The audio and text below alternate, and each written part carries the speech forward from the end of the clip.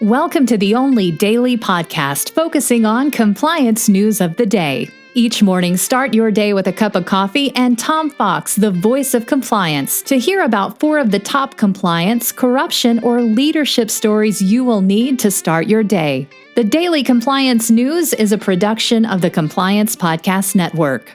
December 13, 2019, the BoJo Wins It edition. And we start with that story from the Financial Times.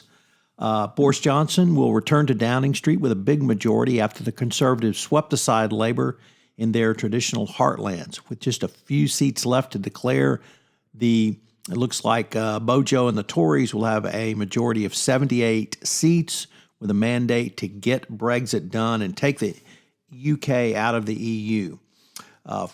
Probably now soon-to-be former Labor leader Jeremy Corbyn had a very disappointing night, and he said he would stand down as the head of the Labor Party.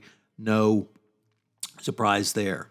The BBC has reported that the Tories will get 364 seats, Labor 203, the Scottish National Party 48, the Lib Dems 12, and a few other small parties. This means the Conservatives will have their biggest majority at Westminster since Margaret Thatcher's 1987 election. Next up, the autonomy trial is wrapping up in London, and Hewlett-Packard has accused the former head of autonomy, Mike Lynch, of telling lie after lie in closing arguments. Lynch says the whole claim is manufactured to explain away HP's disastrous management of the acquisition after it occurred. HP said it caught Lynch in a lie during his testimony on a Central episode when the first allegations of misconduct were raised internally at Autonomy in June 2010. HP argues that Lynch sought to play down these concerns and reacted defensively. No surprise there when you're accused of that. During the trial, the two sides clashed on whether Autonomy bent the accounting rules to meet or beat stock market education. The lawsuit also looked at whether HP sufficiently scrutinized Autonomy's books before the deal, which, of course, they didn't. So it's going to be interesting to see what happens in London. Lynch, of course, is facing a criminal charge in the United States.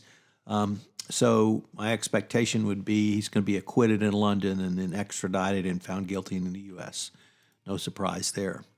Next up from the New York Times, even Mexico was shocked at the arrest of the top crime fighter where corruption is all too routine. The man who for years led Mexico's war against drug traffickers was indeed accused of taking millions in bribes from the Sinaloa cartel. So when Mexicans are shocked about corruption, it's bad. So the extradition to the United States, or rather the arrest in the United States, through the unsealment of an indictment, and his arrest will continue to play out in Mexico going forward. Good news for JPMorgan and BancCorp as the Federal Reserve on Thursday lifted consent orders against the companies stemming from what the Fed identified as weak anti-money laundering controls. The Fed's order against JPMorgan, issued in January 2013, directed the bank to strengthen its board oversight of AML compliance and its overall management of compliance-related risks. There was a similar order in place from the Office of the Comptroller of the Currency that had been previously listed. JPMorgan obviously is pleased, as well as BancCorp, for the lifting of this order. The Daily Compliance News is a production of the Compliance Podcast Network and a proud member of C-Suite Radio. Thanks so much for listening.